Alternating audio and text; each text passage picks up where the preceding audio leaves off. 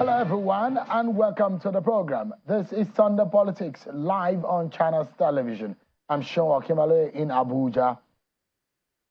Well, before we get into the main discussion of tonight, let's tell you that President Bola Tinubu is done with his business in India, where he attended the G20 leaders meeting and will now head to the United Arab Emirates, where he will be meeting with the authorities there.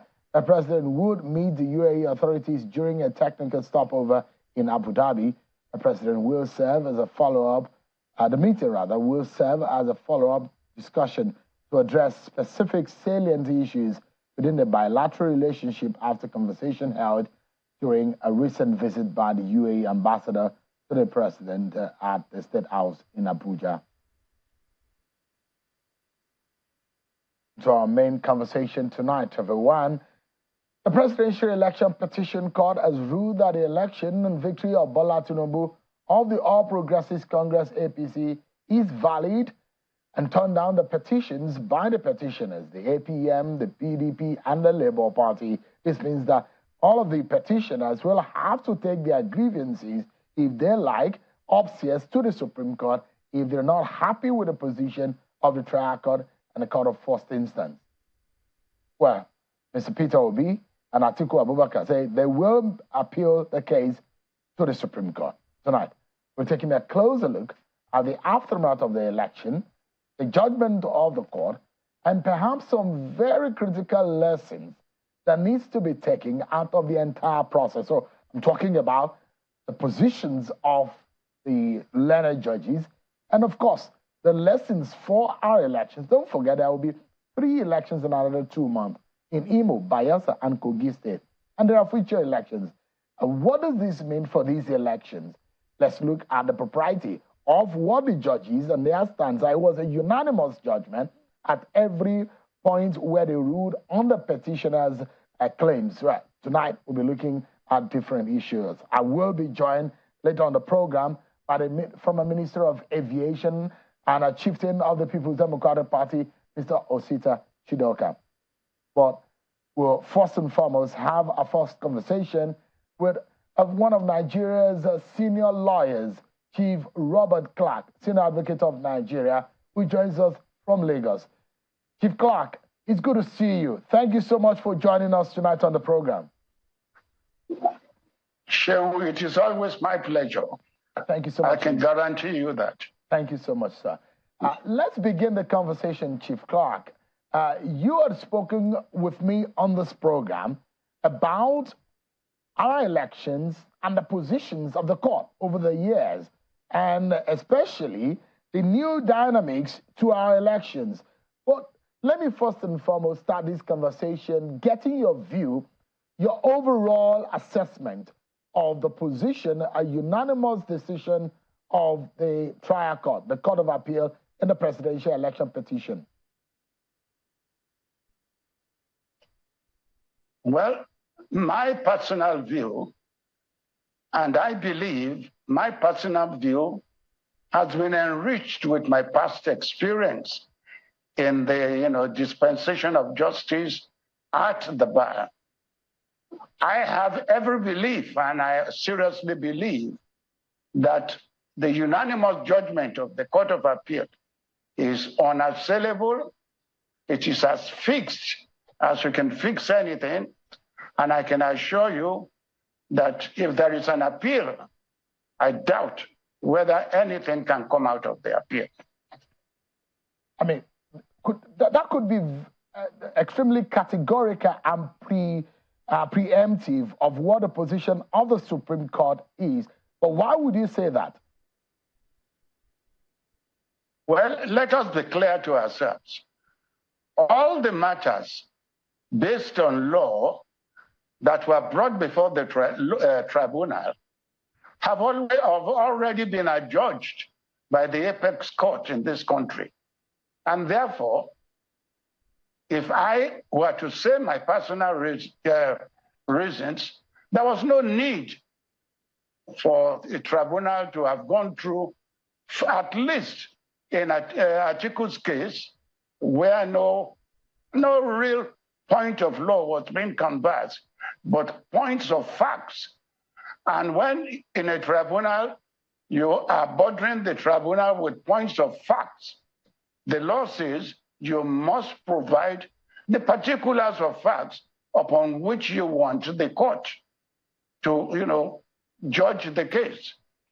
As the tribunal rightly said, Atiku's counsels, for one reason or the other, never presented any facts before the court that could warrant the court to look into those facts and be able to say categorically, one way or the other, whether there were merits in those facts or not.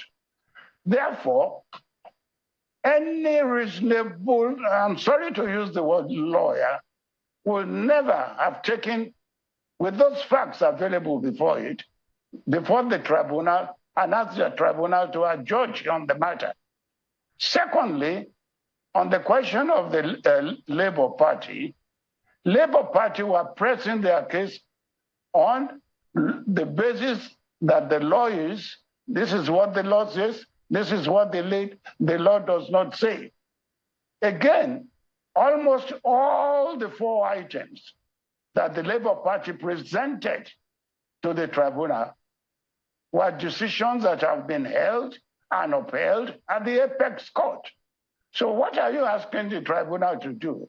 To sit in on an appeal against the judgment of the Supreme Court, whether Abuja can be granted a special seat as a state in Nigeria has been tabled before the apex court on many occasions, and the apex court has already made profound pronouncements as to the status of Abuja. Now, asking the tribunal to create a special privilege for Abuja in the determination of whether Abuja belongs to one of the states that you must have 25%, or else you die and lose your election if you don't make it. Natural justice, morality, whatever area you now want to turn that statement into, you will find that where morality and the law, as we lawyers will say, come to stand together, priority must be given to what is the position of the law. The law is very clear that Abuja's, even though it is not a state, but the Supreme Court says that we will concede to you that you are a state for other purposes. But nevertheless, we do not advise you to take advantage of the fact that since we have said you can be one of the states, you will now be granted special privileges. That is not the intention of the Supreme Court. Therefore, if the law says to be the president of Nigeria, you must have 25% votes in 2/3 of the states of Nigeria, then Abuja can be treated as a state out of the 2/3.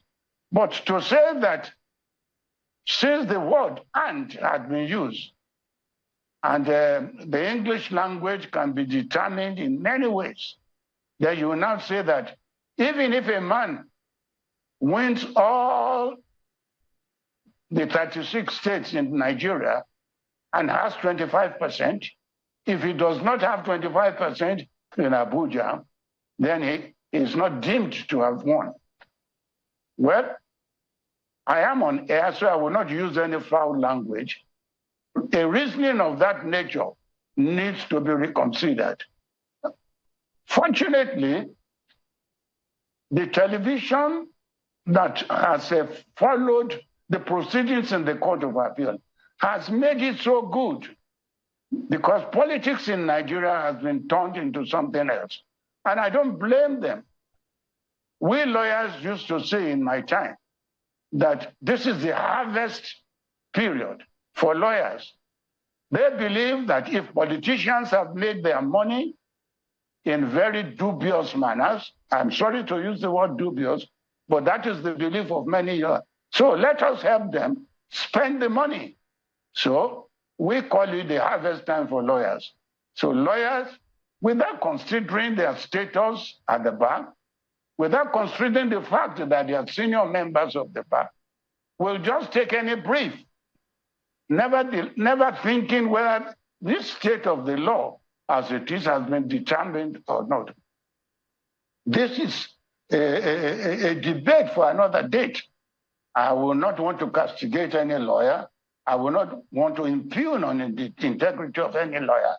But if I were Robert Clark and I was briefed to take the brief of one of the appellants, so-called now, I will refuse it.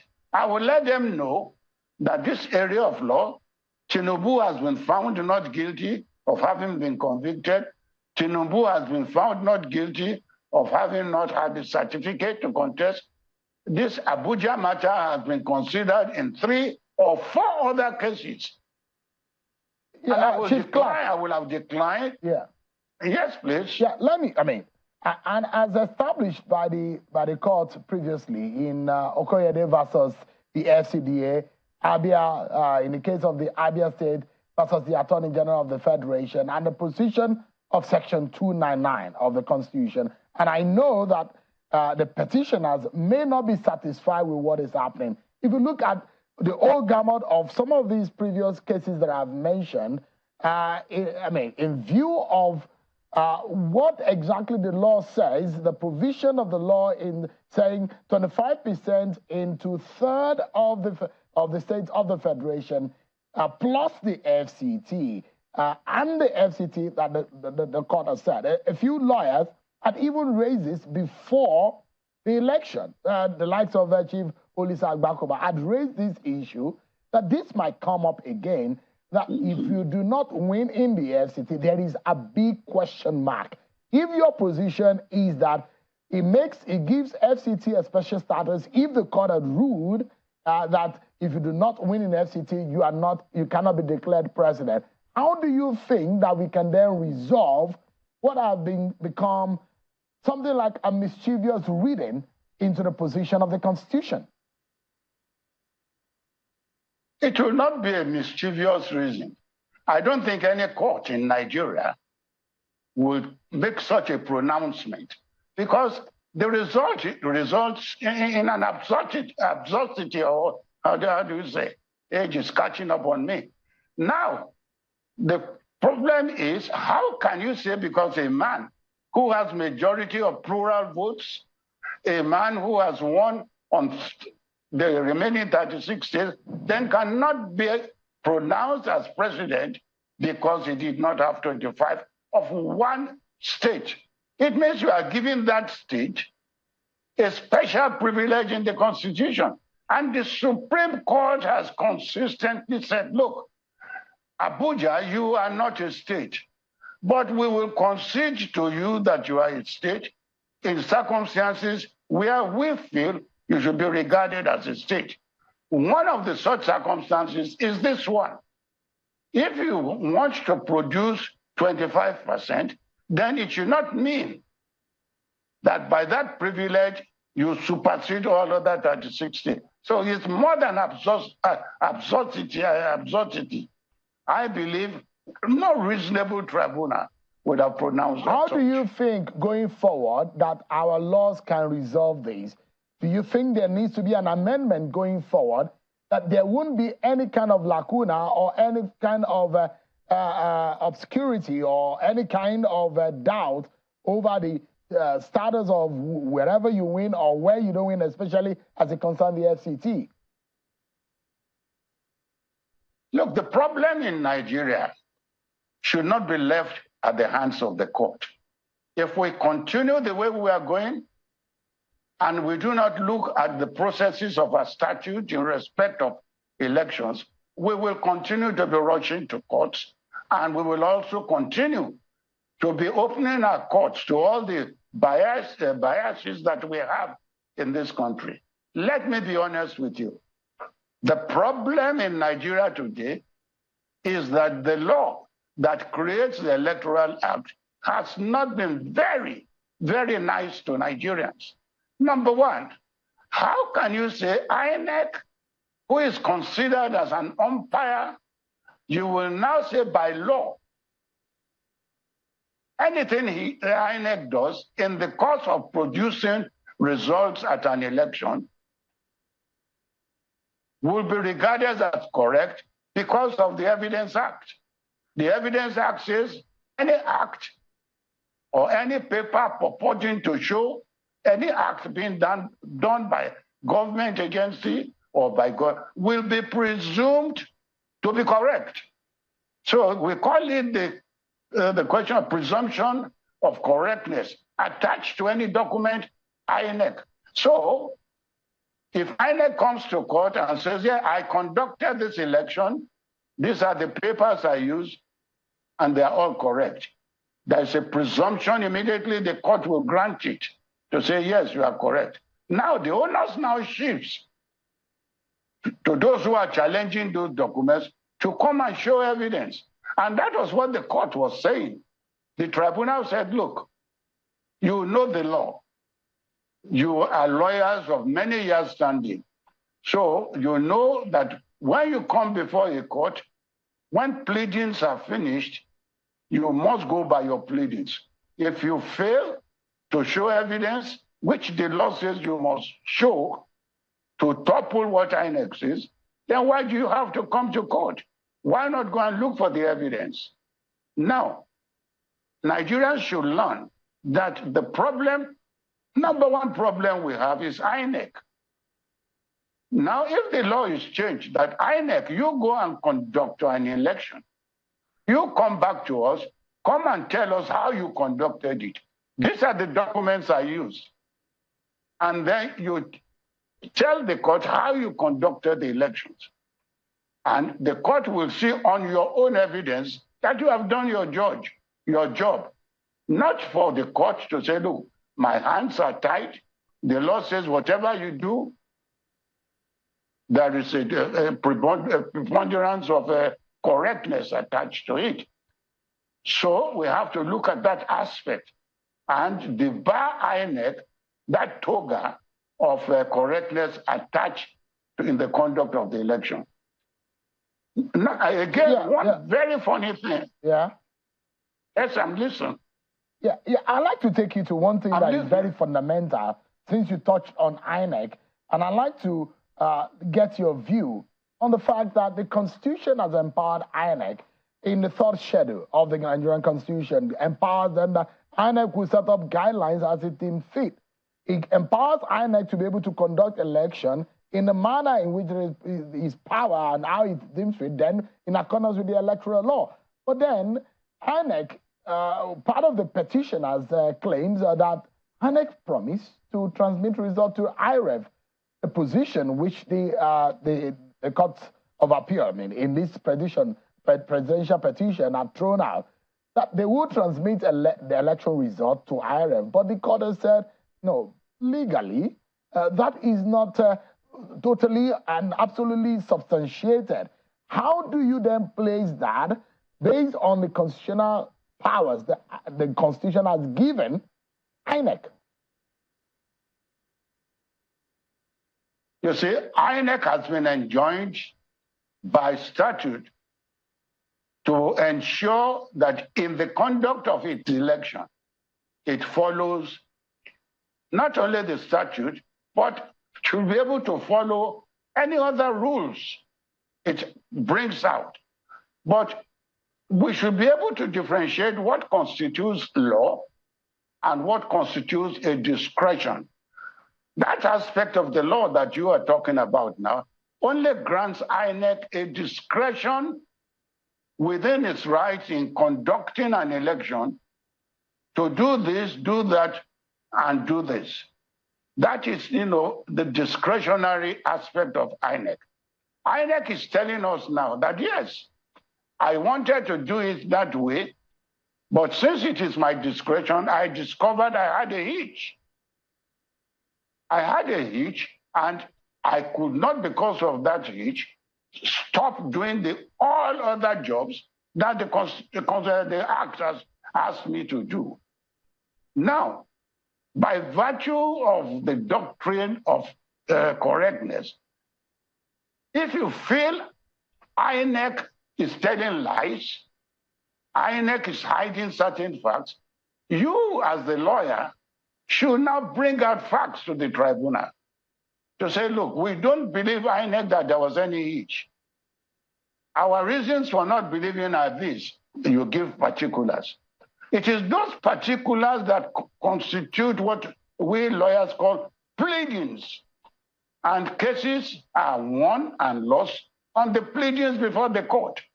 The court says, okay, INEC says I was given a discretion to conduct an election. Unfortunately, I couldn't do it that way because I had a hitch on my machines. Is that kind of excuse tenable? Is that kind of excuse tenable? It is. That is the law. If it is a mandatory provision, if it's part of the law that you must transmit in a particular manner, and you did not do it in that particular manner, you have to give reasons. But here, as I told you, that is not the law. The Act does not say the elections must be transmitted electronically. No. It gives INEC the discretion to transmit in whatever way and manner it feels within its own discretion. But Chief Clerk, Chief Clerk, from the point of law, apologies, sir, from the point of law, the power of INEC has been established that it will conduct an election in a certain way as it deems fit. Now, INEC now says that based on that instrument, this is the manner in which we will do it. This includes transmitting such results through the IREF. Doesn't that in itself satisfactory, and it's an obligation, it brings a burden on the commission to be able to deliver as a commitment that it has given to Nigerians? You see, the problem with us Nigerians is that we like to hype many things. We allow our political inclinations to affect whatever we do. Look, the same INEC you people are claiming failed to do this, do that. Look at the results in the eastern part of Nigeria. Look at the results from the Delta state. Who has challenged INEC there? In the eastern side, INEC declared that the Labour Party won almost 95% of the votes. Has anybody challenged that? Nobody. So you claim INEC did so well. My question is actually not in that respect. My question is as to the transmission of result to the IREF. The petitioners have their problem with INEC, and they've taken it to the court. But, I mean, on this program, I'm getting your professional view on what you make of the judgment of the latter judges when they said that, well, INEC said that there are glitches. But I'm asking, and I'd like you to enlighten us tonight, that if the Constitution empowers INEC to do a certain duty, and INEC says it promises to do, to carry out such obligation, isn't it a burden for them to deliver? And when they do not deliver, can the INEC be held accountable to such a promise? That's the question, sir. Okay, let me be honest with you. If I had been briefed to take Peter Obi's brief, and when I looked at all these papers, I would have advised that, look, what you are selling to me to advocate on your behalf in court is not in the law. What is in the law is that INEC, there is no power on INEC to do anything outside the law. What the law gave INEC is a discretion to transmit. And if it does it in one way or the other, or if he had promised to do it in one way and could not do it, as in this case, I would have told them that if I will take the brief, you have to show me that INEC says, oh, I had hitches. Have you got evidence that that statement is not correct? If they said, yes, we have evidence, then I'll ask them, Give me the particulars. Then I can take the brief and go and plead. I plead those facts as particulars in support that INEC, for one reason or the other, was not saying the truth when he said he had hitches. And I will now bring my own forensic experts who will now come to court and make evidence to the effect that INEC was not telling you. But all this were not done. INEC says, oh, I couldn't do it. Even if it were the law, INEC says, I cannot do it because I had hitches. And all the lawyers stopped there. They did not take them on it. What type of hitches did you have? Under cross-examination, this is what they should have done. And if INEC now say, yeah, I had this type of hitches, then they would have gone to call their own witnesses. As good lawyers, they will have gone to call their own witnesses. INEC says we had hitches of this nature. How do you speak to that? Then the court will now be given the opportunity to listen to the two sides, and now as judges look at the evidence. But all these were not available before. Yeah, Chief Clark, let me glean some lessons from your views tonight, and this is the manner in which I'd like us to cap it tonight on two areas. One is that politically speaking, where do we go from here? Because there is a huge political tension in the land, but after this particular judgment, what's your view on where this nation is headed? Okay, let me tell you, where we are today is that we are moving backwards in Nigeria in our law on elections. And this is what we will always get every time we hold elections, except one, the independent candidates should be allowed to contest election in Nigeria. The problem in election in Nigeria today comes from the parties. The caucus of the parties, they dictate to Nigerians whom to vote for. But because the Constitution does not allow for independent candidates, only political parties can sponsor candidates to an elective position until the law is amended to allow, because most of the problem today is caused by the political parties. They are holding Nigeria to a ransom because whoever the party decides is going to be president. You and I, we have no control over that. Therefore, if you feel our fundamental rights have not been infringed, if we have a group of lawyers who have the country at heart, let them go. Because these politicians will not change the law. Politicians control. And once you can get into the circle of the political party, then you are the king in Nigeria. All right. So, but unfortunately, yeah. I mean, interestingly, you touched on the other issue that I would like you to have touched on what we needed to do, but you, in terms of our electoral law. But what I'm concerned about is if you look at the votes, the margin, and how the different political parties and the candidates got their vote, Atiku Abubakar, Bola Tinubu, and Peter Obi, and how those were balkanized and long ethnic lines.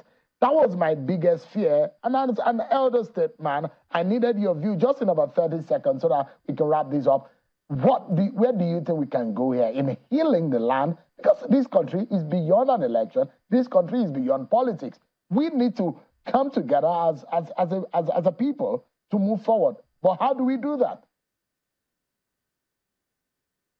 Number one, those who can help us to move forward are the same people who are benefiting from this problem we have.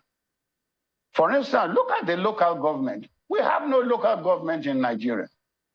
We don't have. You know that, I know that local government chairmen are controlled by the state governors. They give them what they want to give them because their money first goes to the local government, goes to the state government. Now, let us be honest. If only our politicians will allow Ordinarily, the local government to have their right. If a man is in a close or is in whatever, and he's doing very well for his area, and he wants to be a councillor, he can never be unless he goes and joins the political party. So we have to first remove that clause in our constitution that political parties are the only people who can sponsor a candidate. All right. Once we remove it, then there'll be, I don't know what to, but nobody will do it because the people who are to change it are the same people who are benefiting from it, that is members of the National Assembly and the State Assembly. So my prayer is that we should jettison the whole of the 1999 Constitution.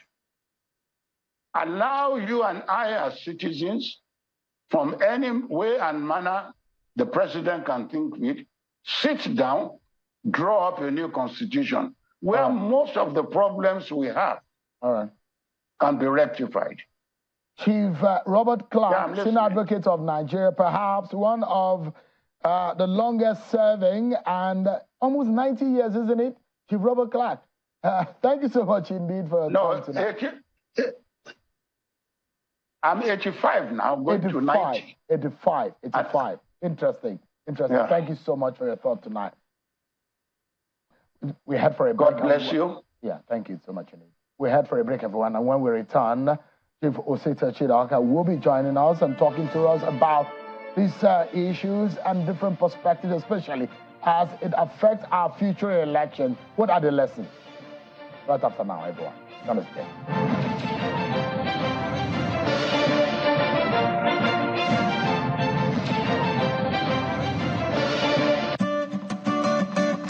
In today's world, our lifestyle, both at work and at play, depends on connectivity. Our connectivity depends on the devices that make it possible, and these devices depend on electric power. When power fails,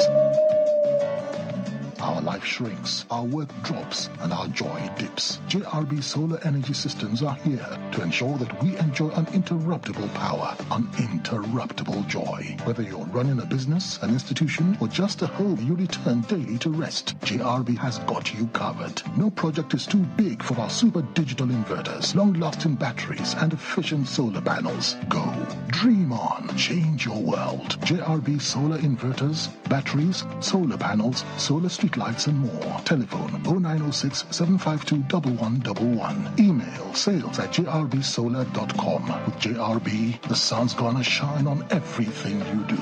My name is Architect Adeyemi Makinde, Project Director, Adron Homes and Properties Limited. I'd like to introduce to you our latest housing product, the Oremi series. This product is designed with a concept of encouraging communal living amongst residents living within the same environment. We have the 2-bedroom bungalow units called Oremi, 3-bedroom bungalow unit called Oremi Atata, and we have 3-bedroom duplex units called Oremi Gongon. Join us and key into the Oremi series today. The Oremi series will boast of the following: maximum security with CCTV, swimming pool, playground, recreational area, gym, solar street lights, adequate parking space, excellent infrastructure, well laid out roads and drainage system, plus many more. Adron Homes. Building cities, communities, and homes.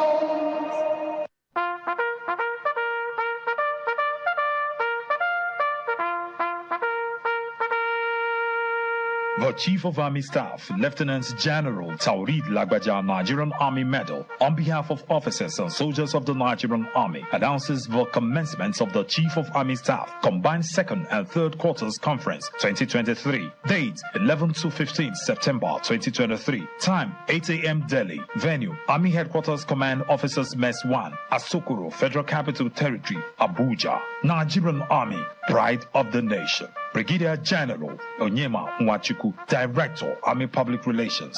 Announcer.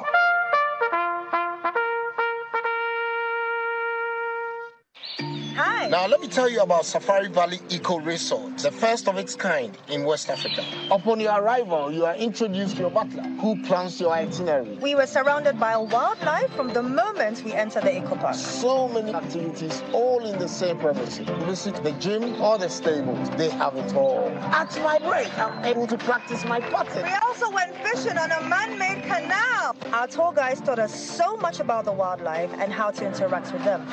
They used only electric vehicles here. This creates a serene environment. I'm told it's over 1,000 acres. My cabin here sits on 2 acres with a large terrace space overlooking my private swimming pool. Now this is royalty. They have their own farms, thousands of fruit trees. I can also have my lunch here at the waterfall. Quite a beautiful place you have here. Visit Safari Valley Eco Resort in Ghana, bringing you closer to nature.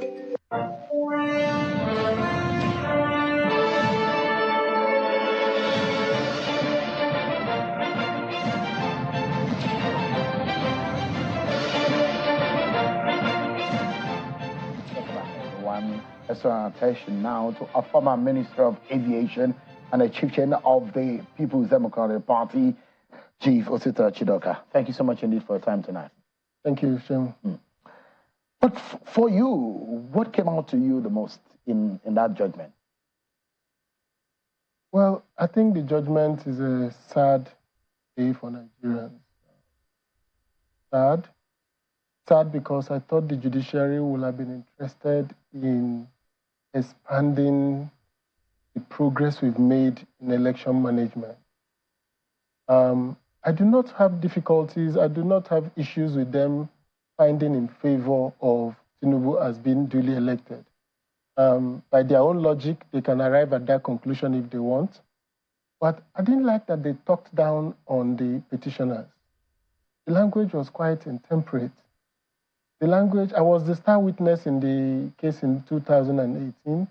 I didn't see this kind of talking down on the petitioners. I mean, it is the part of the electoral process for us to go to court instead of going to the streets. And to make it sound like the petitioners were frivolous and use such intemperate language, I was a little disturbed. Second one is that I'm ashamed as a Nigerian.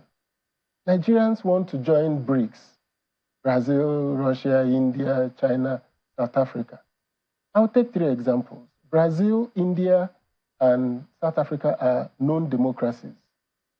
Brazil conducted an election, and that election was a big election, and I will figure out how many people voted in that election. So in the case of India, they had 911 million registered voters. Over 600 million people voted. 3.9 million machines were used for that election. Nobody went to court. Not one person. The Congress Party accepted the result. The world has moved on. Nobody goes to court anymore now for election. And there was a voter turnout of 67%. In the case of Brazil, there were 92,000 voting stations. There was 79% voter turnout. 79% in Brazil. And it was done with DRE machines, and there were some also paper machines involved. But in all that voting, the electronic system was subjected to public review. The political parties were present, and there was a public review. So the countries that are in the BRICS, they don't go to court after elections. The election management is such that people do not just go to court. The system is clear. Are we gradually moving towards it? It's a shame that our judiciary did not have strong words for INEC. Now, let me tell you, 3 people issued reports on this election. IRI, NDI from the US, EU from Europe, and YAGA from Nigeria. In all their reports, YAGA said INEC did not meet public expectation. IRI said, despite positive expectations, election fell short. EU said, election exposed systemic weaknesses and therefore signals a need for further legal and operational reforms to enhance transparency, inclusiveness. So instead of rambling about whether the regulations is in contradiction to the law or not, the I was expecting the judiciary to be tough on INEC on that. You don't need to create these ambiguities. If you created rules for the election, then follow the rules. It shouldn't be their headache whether it was the act said so or not. But by INEC telling everybody that this is the process, and there is something that I don't know if everybody is missing. In that election, the rule was that you will snap the result to the beavers and upload to the IREV. The idea is that when you get to the manual collation center at the ward, that the person in that collation center will verify the result you brought physically with the one that was uploaded. That is why if you go to the IREV, the result from Rivers State on the IREV is different from the result announced on the INEC website. If you tabulate the result on the beavers, on some EC8As, with the one on the ward collation, then you will see the disparity. It happened in parts of Benue. Labour Party came up with that. PDP came with a strong case of failures in about almost 25,000 polling units where the rules were not followed. We listed those places and we came with an expert witness who tendered them. The court said no, that the expert witness, we should have put his statement, witness statement on oath in the petition when we were sending in the petition. But it was when we brought the case to court that the court gave us permission to go and inspect INEC material. It was the expert investigation report of the materials, inspection of the materials, that gave right to the witness statement on oath. So there was no way you could have said something you hadn't seen. INEC needed to give us certified true copies of results for us to verify that INEC stayed by its own regulations. So there were 9,000 cases of overvoting in the election. 9,000 cases. There were almost 15,000 cases of where the INEC presiding officers did not follow the rules. As identified by the PDP. As identified by the PDP. How come that the PDP find it difficult in the eye of this very trial court to prove this case with evidence? So we came with an expert witness. But they said that the expert witness ought to have been put as part of the petition, the witness on oath. We subpoenaed him because we couldn't have done that without the man having to review the work of INEC. And we got only the power to review when the case started. So we couldn't have joined that with our petition. One will imagine that there are copies of the results in several copies. Yes. The one for the agents, the INEC, and all what have you. Yes. And the PDP agents privy to the copies, or don't they have the copies? Yes, we have the copies. Yes, that is the position of the court. Yes, that you should have come forward with, prove your evidence with the one that you have and the one that you're disputing. Right. The one we're disputing is the one that INEC certified. So we needed to see the INEC certified to be sure that what our agents are showing us is correct. It is upon comparing the two that we're able to make a case and say, yes, this is consistent.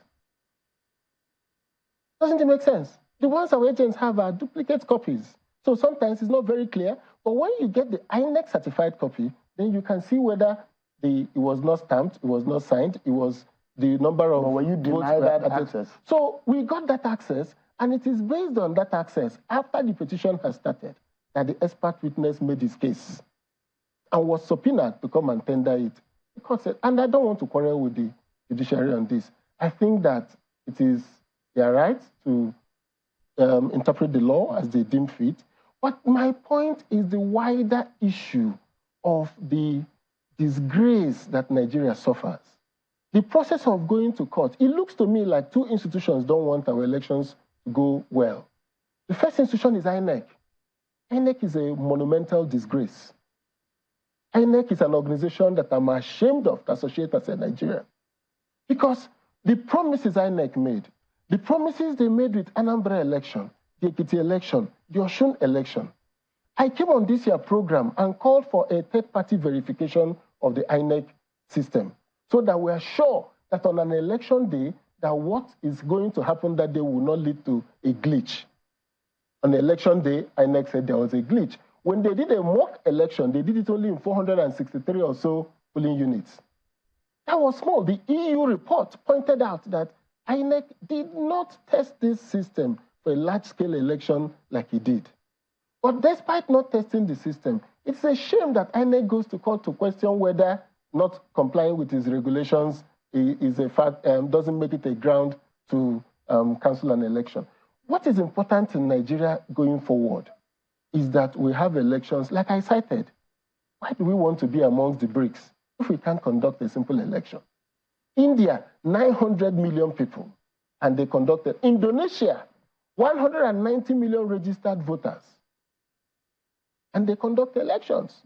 I mean, you imagine that from your summation, yes, that the election of 2023, the presidential election, was a sham. It's a joke. Okay. Because let me tell you, the votings happened at the polling unit. There were people inferred that if we had seen the results from the polling unit, and they went to collation and collated what we saw on the polling unit, I can bet you nobody will be in court. And it is possible President Tinubu will have won. It's possible. So you don't believe he won? So it's possible, but if you go by the allegations we made about the disparities in the election, then he didn't win. Okay. So now I'd like to ask you, do you believe in the 6.984520 million votes that Atiku Abubakar got? If I say if I believe or not, will mean that I need to start substantiating them. So the question I'm asking is that Atiku Abubakar won in Osun State. Yes. Atiku Abubakar won in Adamawa State. Yes. But those fraudulently won too. Okay, let me tell you what the problem is. The problem is not winning. I didn't think that APC will not win 30% of the votes cast or something to that effect. Well, what you see is that you go to a state like Kebbi, Atiku Abubakar comes first, and by the time the collation is finished, the difference between him and Tinubu reduces to 10,000, 15,000 votes. So the problem was not in who won a state. It is in the differential, how the results were added to cause a reduced differential in votes. So the issue is not about winning. You see, it's deceptive. Let me take the Southeast, for instance. P2B won the Southeast outrightly. And let me tell you why he did so. Because the mood in the Southeast was like the mood in the North in 2015, when the North felt it was their turn to take back power from President Jonathan. Nobody doubted that there were millions of voters turning up in the North because they were heavily mobilized, as the Igbos were heavily mobilized in viewing that this time is our turn to produce a president. So when you look at the result, that's not the problem. The problem is that in some places, there were issues. And like I said, the election of 2023 has come and gone, and it's a disaster by INEC. They delegitimize President Tinubu's win. So if he had won the election, the lack of legitimacy is because of how INEC behaved in that election. If INEC had had a problem with its servers on election day, and there was issue of non-transmission, I mean, it can happen. There was a glitch. I agree with them. What they needed to have done after the election is to scan all their hard copies and populate it in the iRev and said, the ones that were not sent on the polling unit day, we had the hard copies. This is it. Nigerians can go there and review. They could have called for a review of the election. In the case of, I think it was in Brazil, when Bolsonaro said he doubted that the results were as was done, the court refused him to even go further because there has been reviews after the election. And the court said, no, you can't challenge it. And fined him for coming to the court for that. Because INEC ought to have said to everybody, look, don't worry about whether we transmitted electronically or not. After the election, see all our results. It was the same behavior that JAMB did during that Mesomas case. JAMB just came up and said, look at the server time. At 10:20, she tested this to the result. This is what the server gave her back. She tested it again. This is what the server gave her back. They produced evidence. So nobody could fault JAMB, a public institution, fighting to retain its integrity, decided to make open its system and said, this girl was testing this thing. He tested it 4 times. But in the case of INEC, you don't think the integrity is there? No, the integrity is not there because they ought to have said to everybody, this is the results. Let's look at the politics of the election. Atiku Abubakar got 6,984 votes, 520 votes. Peter Obi got 6,101,533 votes, while Bola Tinubu got 8,794,726. But you will look at it, the totality of that vote, if you put together, because there are those who believe that the reason, majorly, why if Peter Obi and Atiku had been in the same camp, maybe they would have won the election. And you look at it, if you put out the votes, the 6 million votes of over 6 million votes of Peter Obi and over 6 million votes of Atiku Abubakar, it gives you 13,086,053 votes, as against the Bola Tinubu of 8,794 votes. Atiku and Peter Obi got 11,262,978 votes in 2019. Yes. Don't you think it's the political issues around the election that caused this? Maybe. So that's another story, and I would say loudly and clearly. That's why I said the court could have found that Tinubu won the election. And a review of INEC data by a third party and review could have found the same result. But I'm saying by putting this aura of infamy around the election, of misbehavior, what you have done is that they have delegitimized the election, because the point you're making is a very strong point. Nowhere do opposition parties split their votes against an incumbent government. But in this particular election, the APC was not a very popular party. And if you, like you said, if you put together the two votes, plus if you put Kwankwanso's votes, which are over 1 million, over a million, it would have been like 14 million. Yeah. Yes. So, but the question remains that what INEC did on the election day, which is why I'm holding them responsible, will have made it that nobody will have gone to court. If they have just said, hey guys, no problem, everybody, here are our results. Because like you said, this 6 million, 8 million here, that's it. See how we came about. But we know that there was a case like River State, where what was done in the polling unit was not what was reported. A case like Benue, where what was done was not what was reported. A case like the PDP brought, where there were about 25,000 polling units, where there were infractions of various types. Now, whether those infractions will substantially change the result of the election, we will not know unless we did that tabulation. And that tabulation will have been easy for INEC to have just said. Where do we go from here? Yes, where we go from here. I think there are three important issues. One is that I'm going to campaign seriously for a constitutional amendment that requires us not to swear in, to finish court cases before the swearing in of a president. I think it delegitimizes presidents when they are in office, making decisions, and they are subject of election petitions. I don't think it is good for Nigeria. I think we need to do that. And that means that we should take presidential cases straight to the highest court. In the case of Brazil, I find an interesting phenomenon. The election, they have an election court, which at the beginning of an election, the justices of the Supreme Court, Court of Appeal, and the Federal High Court elect two judges, justices from there to that court, and the president nominates 2 lawyers who are not judges to be in the panel, so that everybody sees the transparency of what was done.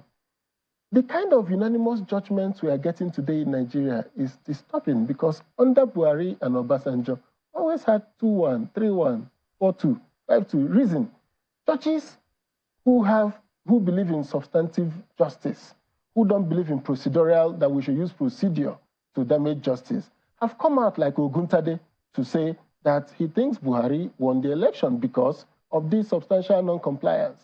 But the majority had their way. We've had somebody like the former High Ambassador to Washington, who said that the 2003 election falls short of all expectations.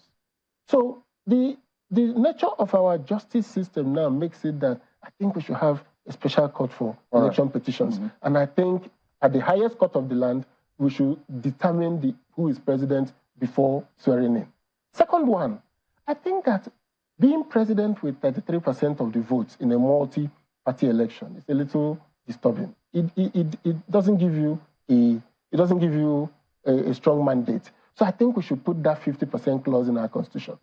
After the first election, the two top candidates will go out to get 50%. The reason being, it will force us at that time to vote against our ethnic divisions. We must choose of the two that we're seeing. So I think we need to put that. The third one is that I think that the Electoral Act, since the courts always rely on the Electoral Act, I think we need to annex what is in the INEC guideline into the Electoral Act. Both the EU, IRI, and YAGA talks about ambiguities in the Electoral Act. So maybe we need to be more specific about the procedure for elections in Nigeria to improve transparency. Finally, I think that it's a sad and shameful thing for Nigeria, after 24 years of democracy, to still be going through this type of process. All right. Where I would like us to anchor is about the state of your party and what is going on. I mean, there are those who also make inference that the situation in the PDP also calls for some kind of introspection. And I'd like you to listen to this. This is the FCT minister asking for this from the leadership of the party. Take a listen to him.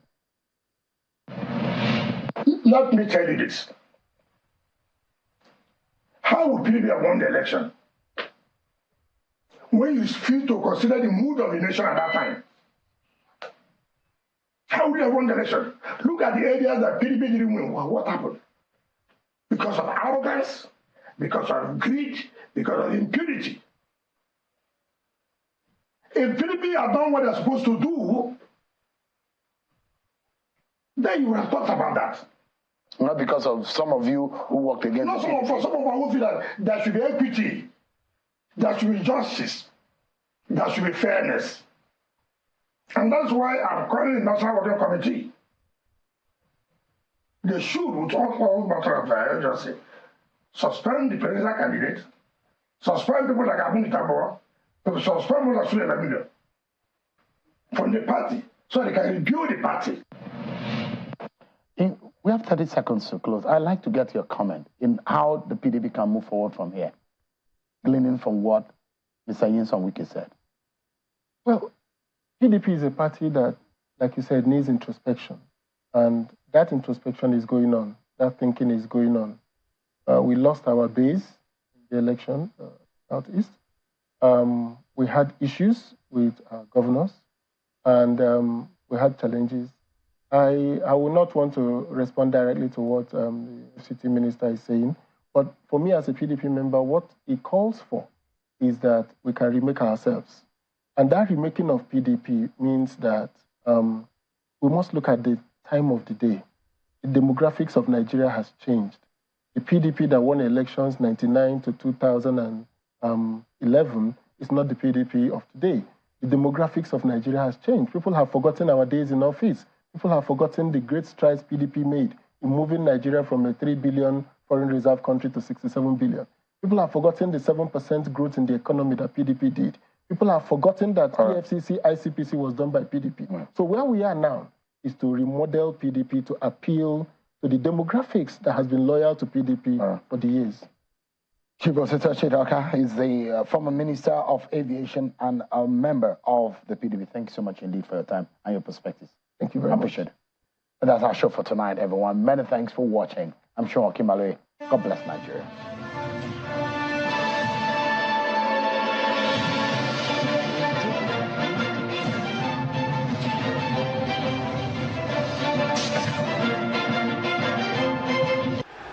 It's the Premier League all on DSTV.